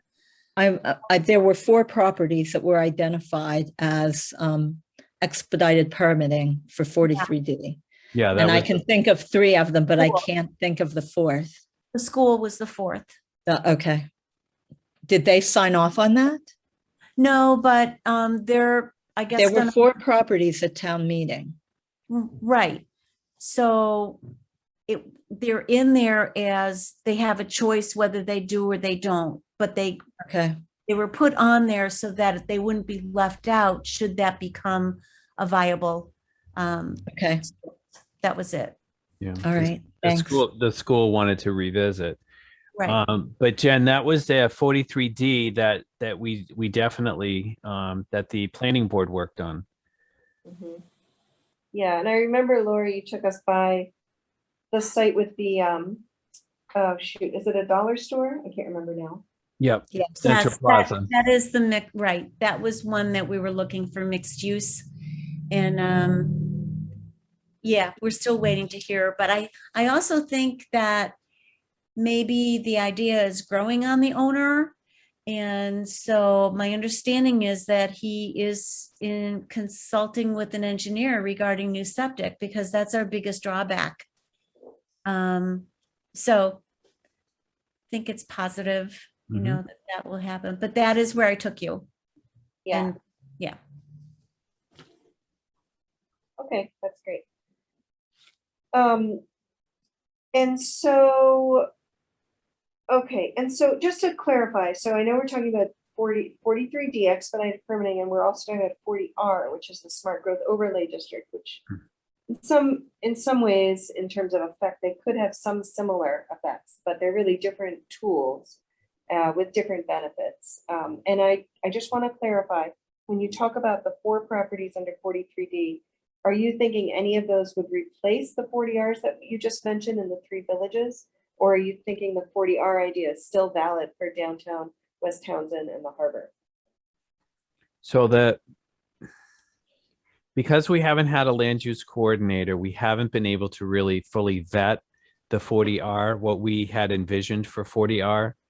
I believe that once we do have a land use coordinator, we would be able to really kind of work that through. The conversation with the selectmen is to fund the land use coordinator. So that would fit into our 5-year plan. So Okay, The land use coordinator is funded. We just have to post for it post for it and right. and hire. It is funded, so that's a good thing. Yeah. great, okay. So I'm just saying, I'm thinking of the time frame, Veronica. So that would fit into our 5-year plan. Okay, Okay. And would that person's role include staff support for housing, like, and, you know, to what extent would they help staff, you know, the various boards that are here on this call and help with these kinds of initiatives and implementing recommendations of the HPP? Well, they would be kind of overseeing what needed to be done, and then we would have to probably, each board would have to do their part in whatever they, you know, whatever the decisions were. That's how it's historically worked. And right now, the Housing Authority does have a staff person since last year. And something that they Yeah, you didn't mean- have the last time we did, well, we didn't have land use coordinator, but we have now some admin assistants. We have a And budget. and we have a budget, and the planning board staff, well, poor Beth, I mean, she's been working like the land use coordinator without getting, you know, the pay between zoning and conservation. And well, now we have a conservation agent, so hopefully, you know, some of that is off of her. So I think this next time around, once we get the land use coordinator, we will certainly have a lot more resources because we do have what, as far as conservation goes and housing goes, a little more help than we had 5 years ago. Okay, that's great to know. Yeah. Okay, the next one was development of non-conforming lots, and we started to talk about, you know, this a little bit. Laura, you were talking about, you know, in the area that's less constrained. That I think it's Valerie was talking about the, you know, a lot of those properties that could be developed don't meet the minimum frontage. And, you know, so an idea in the 2015 plan was allowing development of non-conforming lots for affordable housing. And there's kind of different bylaws, affordable housing bylaws that could allow that type of development. You know, of course, you'd still need to meet Title V, and you need to have, you know, public water, or meet your, if you're on well, be able to have a water supply. But that's something that was talked about back then, and I don't know that it was acted upon. We didn't see anything, I don't think, in our analysis of the zoning bylaw. But is that something that you'd want to consider in some form, staying in the new HPP? I think yes. Yeah, I do too. Lori, didn't we talk, and Lance is on here too, we might be able to address it. We did talk about hammerhead lots and that kind of stuff. How are we going to be addressing these, a lot of lots that are non-conforming, the frontage, as Veronica pointed out, on some of those properties in the developable land, you know, if they don't have enough frontage, can they do spot zoning for those as well? Is it something that we need to what was that, Veronica? Don't say spot zoning. Okay. Well, But we could zone an area where you could have non-conforming lots. If we looked at the map that Jen had, that white area, if we had some sort of overlay there where you could, in that area, because there's a lot of backland that just can't be developed because of, you know, the way things have been developed. So it's a place to look. Lance, for- didn't we have a conversation about that at one point in the planning? Yes, Chaz, we were discussing that when we were going forward with our 55+ development options. So it is something we've looked at, Jen. We just Yeah. haven't. Okay, great. I think right. next with town properties getting more active again, that this could be on their list to maybe do the investigation of what might be available and who should be approached, and then get those recommendations to the Board of Selectmen, or work with planning to make the outreach, if you will, to the owners of those properties. And then just to have a cooperative effort to create some housing, if it would be okay, if it would pass for the septic systems. Yeah. But we have to get creative about that, since our unrestricted land is so limited. I mean, we're certainly not a densely populated area, and we certainly do have our share, more than our share, of open space. So we're going to have to be creative. Yeah. And we know that we have to work within the Board of Health's guidelines. So we need to keep that there, I think. Thank you. And then 15 you did. So it's when the plan was written, they expected the vote at an upcoming town meeting, and that was done. I don't think, Oh, was it not done? I thought The apartment. I think this is an accessory apartment. Yes. Yep. a density bonus though, for affordable housing? That's what we wrote in the Oh. affordable housing plan, Veronica. It's not what we voted on. I'm Oh, just looking at expected a vote on this at town meeting in 2015. I don't remember that. There was a vote, and I think and it was on the accessory apartment bylaw, and it didn't pass the first time. It passed after that.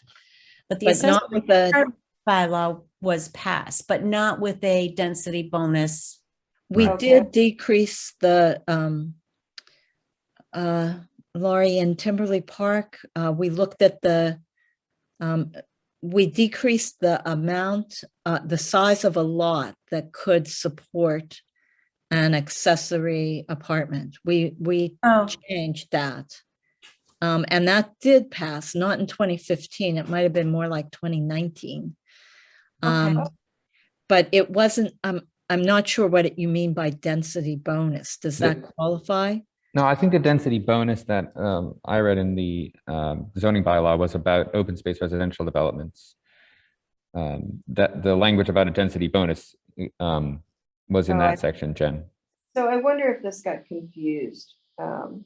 We did decrease the size of the lot that could support an accessory apartment I see. if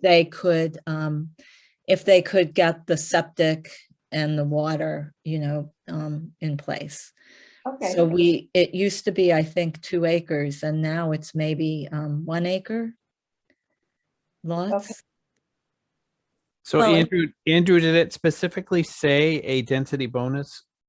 And was it in an article or was it actually in the bylaw? It was in the bylaw, section 145-48, it said the planning board can issue a special permit requiring that a minimum of 30% of units in OSRP or OSMP be sold and maintained at affordable prices in exchange for an increase in density up to 1 dwelling unit per acre. And the deed restriction has to be 40 years. So that was in there. I'm not sure how old that is, though. That may have. I think that's there, and no developer has ever Use that, yeah. used that.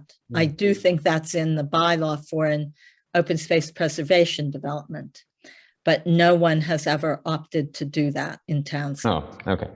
So that is there, but I'm looking at this, consider amending the accessory apartment bylaw to provide density bonuses for affordable housing. We did change that bylaw. Laurie, you and I worked on it. And it did pass, but I wouldn't have called it a density bonus for affordable housing. Yeah, because you just changed the lot size minimum. Okay. Yes. Yeah. All right, good. All right, the next one's develop an inclusionary zoning bylaw.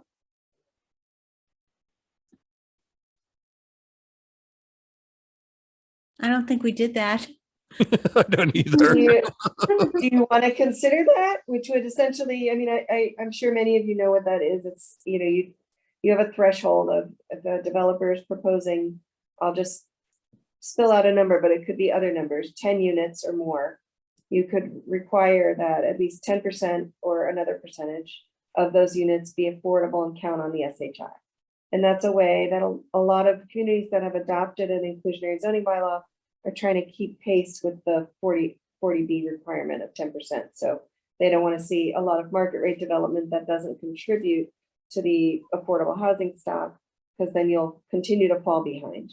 Now, this doesn't work in a lot of, lower markets. Inclusionary zoning works really well when there's really high market demand and there's enough. It essentially makes developments so feasible and profitable that they can afford to create 10% of the units as affordable. In lower markets with lower property values, it doesn't always work. What happens a lot is that developers will come in with you'll see a lot of 9-unit developments if you set it at 10 units. So it's something you might want to investigate, but I would suggest if you want to have it in there, I would do a study around if this kind of program, what kind of requirements could you create or incentivize. Some of these are really incentive programs where if you give us 10% affordable housing, we'll give you an extra 2 units. But it's totally optional. So that sometimes works a little better in softer markets. So if we put it in, if you want to put it in, what I would suggest is to say, consider inclusionary zoning bylaw through a study to investigate its the practicality and logistics of how effective it could be. Yeah, I like it that way. Yeah. Okay. All right. The next one is modifying your transfer of development rights bylaw to increase incentives for affordable housing. Do you know if that was done? I don't think we did. I don't even remember that. That's pretty sad. That was in there. Has the TDR been used at all? I don't think so. Lance, A lot- no? Communities who have them see that they're not being used. I'm not aware of any use. Yeah. Okay, so it may have little effect to think about focusing on that one. Okay, what's TDR, please? Transfer of development rights. So if Thank you're you. allowed to develop in, one area, but it's, an area that the community would rather see conservation of natural resources, open space protection, the property developer can transfer their rights to develop to another property in a sending area that's designated as a priority area for development. And so someone could develop more units in the sending area, and then you can preserve the open space. Or I'm sorry, I'm mixing it up. The sending area is where you send where you want to preserve the open space, and the receiving area is where you want to see development. And so it's a way for property owners to essentially transfer what's allowed under zoning from one area to another. And it's very hard to implement these. They're complicated to administer. And it's not that they can't work, it's just that most smaller communities, I've not seen them be used if they're on the books. Thank you. Okay, so the amending accessory bylaw to allow by right and amend so it's not restricted to family members. That was done. The whole thing was done. Okay, great. And then Can I say something about the accessory apartment thing? And if I'm full of horses patoot, let me know here, please. But don't you have to, can't you only put on an accessory apartment on a building that's been standing for 10 years? Isn't that restrictive? You can, that was the one for putting an accessory. We did not previously allow accessory apartments in garages or barns or outbuildings. And so when we wrote the bylaw, we put that requirement in there because what we didn't want was for people to come in and build a house and apartments behind it. So if it's an existing structure, you can do it, but you cannot build a house, a new house with a new garage with an apartment in the garage. And that's what we were doing. Veronica, can you, Andrew and I, when we were looking at your zoning, we did see that there's an affordability requirement for accessory apartments. Can you just explain that a little more? And is that across the board? If you're putting in, and Laura, you can correct me if I'm wrong, or Chaz, because you were both on the planning board as well when we did this. If your unit is not being occupied by family, it should be put on the affordable housing inventory, is what we wanted. And have any been, has that happened yet?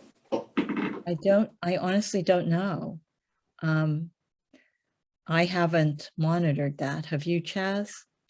That is something that I think we needed to address. There is no monitoring of that. There's no monitoring of accessory apartments really much at all in town. Because that's something that the land use office used to do, Lori. Isn't that what we were talking about? Yeah, and before Beth we lost Karen, we had a staff person on planning. Lance should be able to help out here. We had staff, and Michelle went through all of the assessor's records, and letters were sent to all of the units to update, renew their accessory apartment. And my understanding, it was all but two, and the last I heard, all but two responded. So there was, from the list that we had knowledge of, there was an update done within the last 5 years. And it's supposed to be done every 5 years, right? Yep. I think for the accessory apartments. Correct. So that's one of the things that needs to continue to happen. Well, there needs to be some sort of enforcement. Right. And there's just, and where that's going to lie will be up to the Board of Selectmen who they want to, carry that forward. Our reading, we know there's a couple towns in Massachusetts who do require that accessory apartments are affordable and counted on the subsidized housing inventory. So I just want to get back to that. That is possible. It's just, it's a lot of administrative work to do that correctly. You need to do a mini comprehensive permit for every accessory apartment, and it needs to be approved by the zoning board as a comprehensive permit for the accessory apartment. You need to have a deed restriction. It needs to go through a lottery to find a tenant. And you need to follow the affirmative fair marketing, requirements that you look regionally for tenants. And then the other thing is you need to verify income every year, that the tenant living in the affordable accessory apartment still has income that would qualify for affordable housing at that level. So it's a huge administrative burden. And what communities have found is that either a lot of people don't do it because it's a lot also to ask a homeowner to go through a whole regional lottery and finding a tenant in that way. It's also a lot for the town to manage, requiring income verification every year from any tenants of those affordable units. And it's also a lot to expect an individual property owner to go through the comprehensive permit process before the zoning board to get an accessory apartment. So what we have found is that if those provisions are in place, that you don't actually create new affordable units. You essentially we'll continue probably to see units for family members that are restricted to family members, but I would be surprised if you got any units this way that were affordable. And you can correct me if I'm wrong about that, but that's my understanding from other communities who have tried to do this. Well, that's absolutely correct. Because a couple of years ago, we actually had somebody who had a family member in their home, and they got the idea that they would like to make their unit affordable.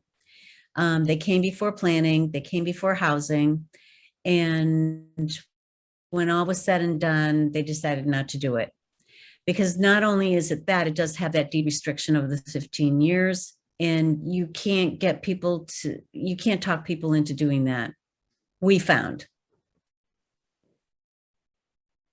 Okay, so we'll look at this more carefully because I do think accessory apartments are one way to create rental units that are smaller, which is one of our findings in terms of your needs, using existing buildings.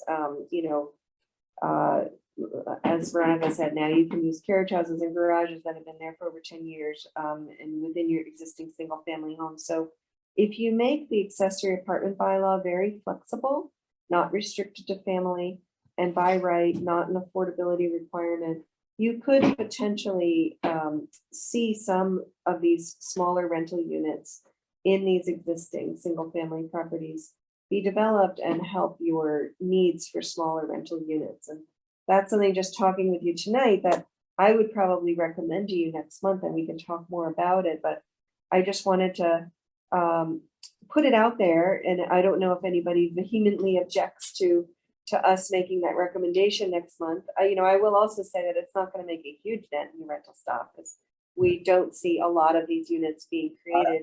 I just wanted to add, Laura? No, that was Lance. That was Lance. I do have my hand up, but go ahead, Yeah. Lance.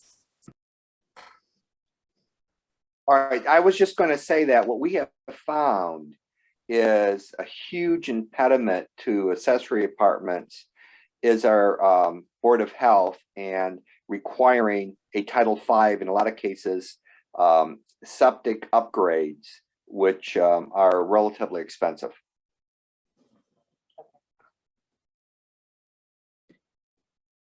Okay, Lance is right. I want to piggyback on something that Veronica said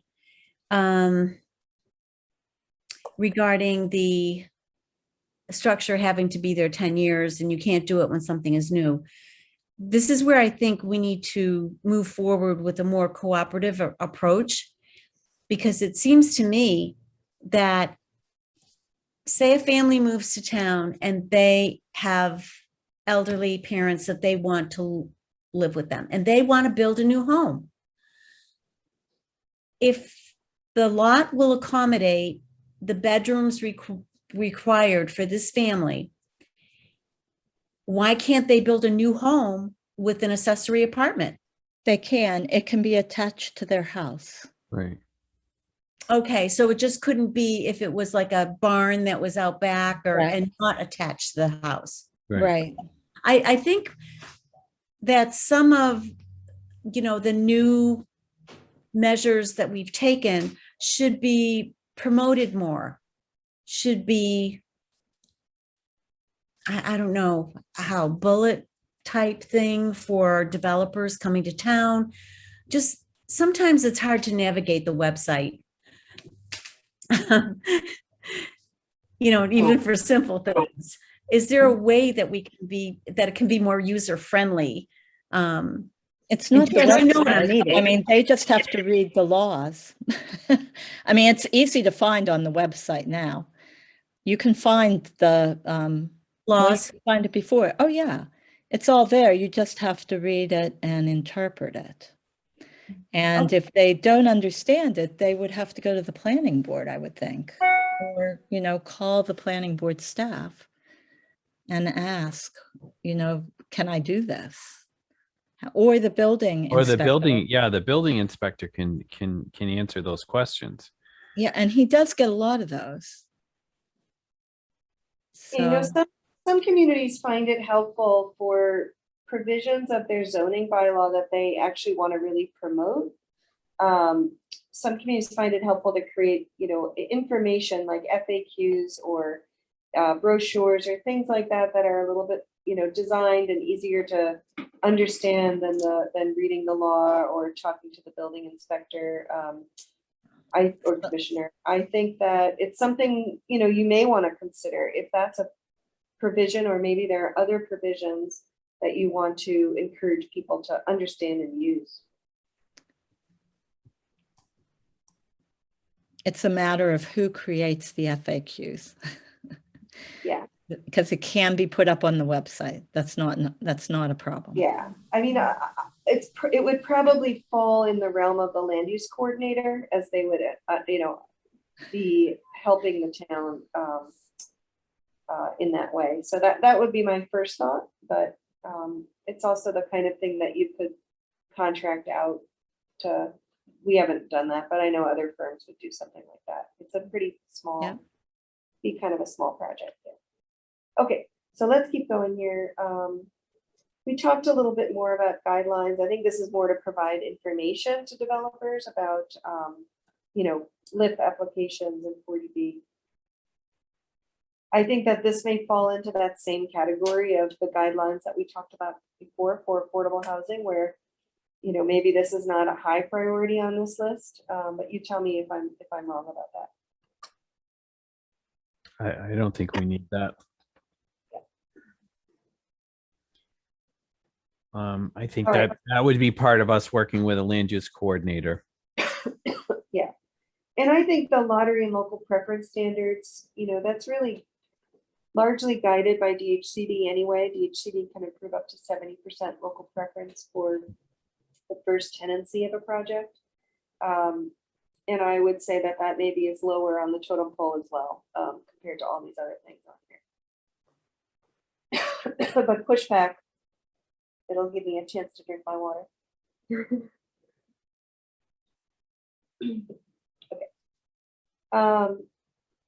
Marketing, assisting developers and others with marketing of affordable units. I would say that that's another thing that would require a lot of administrative support. It's a pretty kind of specialization.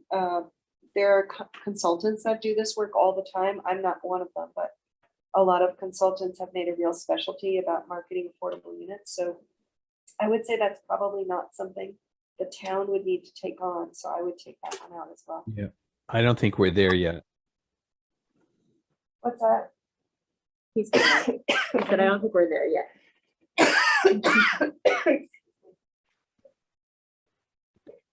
Talking too much.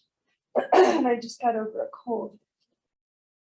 It was not COVID, so don't worry. All right. 22, I think you did. So it looked like the funding for the trust is pretty limited. Can you talk to me more about revenue streams that you anticipate? Well, Anything above zero. Stream dried up, Jan. One of the possibilities for ARPA fund projects is affordable housing. And I'm not exactly sure how this plays in, but certainly in our planning session on the 25th of October, this is one of the things that we need to talk about. Because it's wonderful that those 6 properties are being transferred to the Affordable Housing Trust, but the trust needs seed money. And I'm not sure if seed money to the Affordable Housing Trust is a allowable project under affordable housing for ARPA funds in the guidance there. But if it is, I would certainly like to see the town supporting the housing trust that way. Okay, that's a great observation, Veronica. And we can do some research around the eligibility for the ARPA funds. But I think that's a great idea to investigate. Do you happen to know how much you're getting? Yes, I do. It is approximately 1.45 million. It's 497K for the NEU. That's this year, and 923K and change for the county, the county monies that the county distributed. Great. And we get the same next year. So that's 50% of what has been allocated to the town. Okay, great. All right. We already talked about the rehab program, and then public outreach. Has there been informational forums or anything like that over the past 5 years? Yes. We did 2, Lori, was it? In the past 5 years, we did 2 public forums. Jody's shaking her head, yes. Yeah. Okay, and is that something, did you find it helpful? Was it well attended? Did you feel like it made an impact, and would you want to continue doing that on a semi-regular basis perhaps? Yeah, most definitely. Great. Most definitely. We used DLTA grants to and partnered with MRPC Oh, great. with both of those. I know I attended the one that was in October a couple years ago, and it was before we had looked at the redoing the accessory apartment bylaw, and I thought it was helpful in thinking about what people wanted. Yep. That's great. Okay. So, so that's everything that was in the 2015 plan. And so now I just wanted to open it up for, are there other ideas that you were hoping, you know, that could be considered as part of this plan that we haven't already talked about? And the I like to break them out into these three categories. So there's planning policies and zoning strategies. There's local initiative programmatic type strategies, like the rehab program would be an example of that, or the housing trust properties that were just transferred, doing developments on those through an RFP, seeking a developer. That would be a local initiative type strategy. And then capacity education coordination. So the things we were just talking about, doing information forums, that type of thing would be under education. We talked a bit about coordination with the town property committee, the trust, and the affordable housing or the housing authority board. Those types of things would be in this category. So I just wonder if you had any other ideas that you hope, you know, to see on the list when we get the outline together and meet with you next month.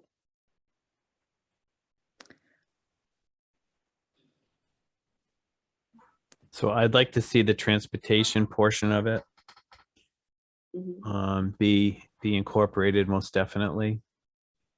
There's a couple of things that I'd like for you guys to look into. That the DHCD has a preliminary guidance for MBTA commuters.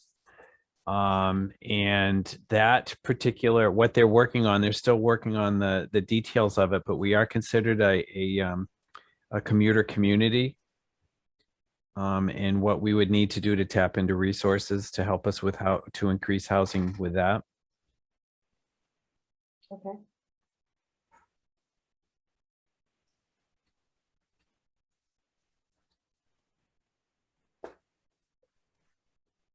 Okay, anything else?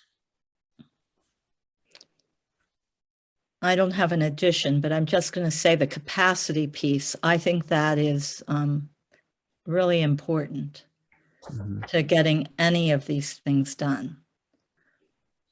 And that's the hiring of the land use coordinator and any other support staff that we can have, because that really is a limiting factor. I agree with you, Veronica. I also feel that we need to increase collaboration with neighboring towns.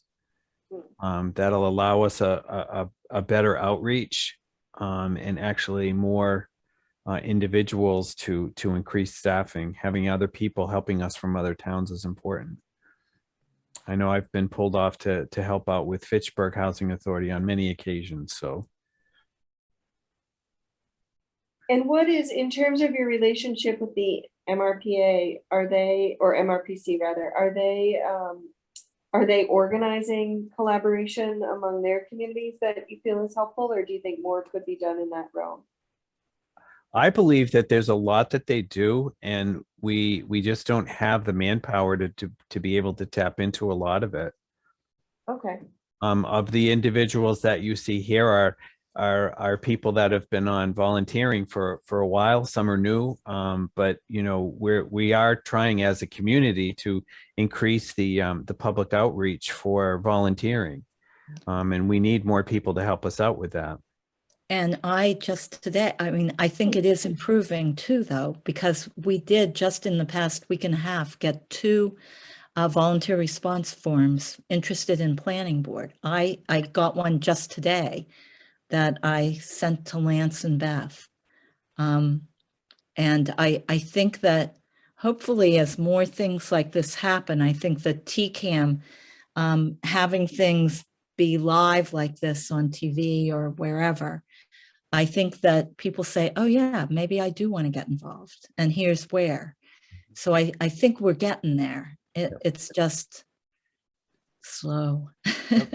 Um, We actually got three volunteers. Good. I can leave. Oh. And so I, will the land use coordinator be a full-time position? Yes. Well, Yeah. 35 hours a week. Yes, benefited. Great. Lori. no, I just wanted to say, oh God, I was so excited about that. I left my mind. I was trying to make a point and now I can't think of it. Sorry. Well, I'll jump in while you're thinking, Lori. Jen, I think for the education piece, and to dovetail off of what Veronica I was saying. remember. Okay, go ahead. I am also hearing that people are seeing more on Zoom and they're feeling like they can contribute because it's on Zoom. I've gotten that comment that, and from some people, we hope that the in-person, when it happens in the future, is not going to be mandatory, that this option should still be available for people to be able to be at home and contribute on meetings. I mean, this is late at night, it's dark, and people just feel more comfortable doing it at home. That was my comment. Chaz, did you want to say something else? Well, the education piece, I'd like to be able to see us, when it comes to what is a 40B, be able to do educational pieces on our TCAM, on Townsend public access. Yeah. And we can also, I think that we can also create housing forums and think tanks and that kind of stuff using that particular media as well, which will enrich our information. I think it will help a lot with planning and zoning too. When having something, as Lori said, more people are willing to watch a Zoom and jumping on. And if they have comments, it allows them to be able to do that. And I think that's really important as well. All right. Well, I know it's getting late. I've kept you for more than 2 hours and I have a drive back to Boston. So I wouldn't mind getting on the road soon. But what I'd like to say is that if you have any other ideas that you want us to investigate or consider as we're working on an outline of strategies over the course of the next few weeks, you can email us. My email is here, jennifer@jamgoldson.com. And if you don't mind copying Andrew on your emails, his is just andrew@jamgoldson.com. That would be helpful. And you can always email us any other ideas you want to consider. And so when I meet with the housing board, the Housing Authority Board next month, we'll review that outline and we'll get it to you in advance. Can't remember, is our meeting on a Thursday again? It's the 18th. Yep. It's Yeah, Thursday. So what we'll try to do is get it to you the prior week, the prior Thursday. And that's everything I have tonight. So I'm going to go ahead and stop my share. I don't know if you have other agenda items you need to take care of. I actually think this concludes our agendas and our next meeting date we just talked about with the 18th, at least for the Housing Authority. So I think that is all we had on our agenda for today. I just want to thank everybody that's here tonight. It's very, very important for me to see that we do have the collaboration with the boards. This is how we get things moving and get things done in town. Jen, I am very, very happy to see the product thus far. I'm looking forward to seeing the further chapters. This is in line with exactly what we had talked about, and I want to thank both of you guys for your work thus far. Great, thank you. I should actually say one more thing, Courtney, that I forgot. If you can look at the draft that we sent you, if you have any comments, just email your comments to me and Andrew, over the next few weeks. If you could do it before we meet next, that would be helpful to us, because after we meet, we're basically writing the rest of the plan and we'll incorporate those edits. So if you could do that before we meet next, that would be really helpful. But you can just email us any comments that you have.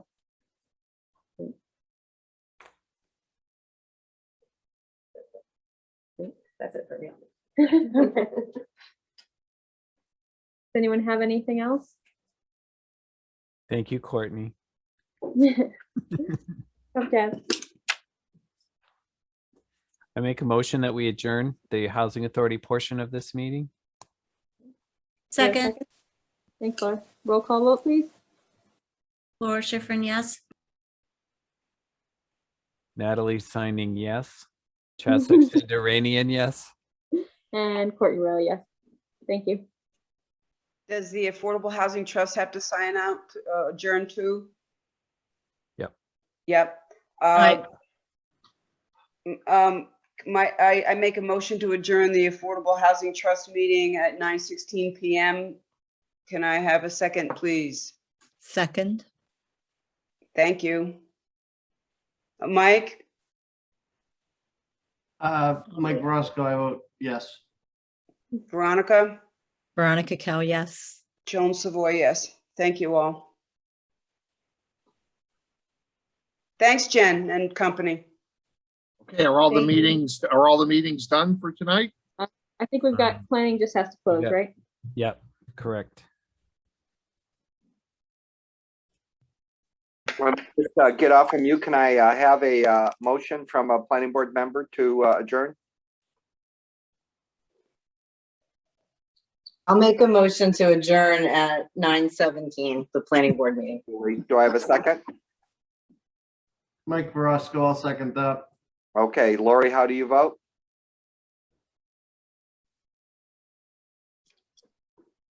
Julie, Yes. Mike, Mike Verosco, yes. Carol, Carol Hoff says yes. and Lance McNally, yes. All right, thank you all.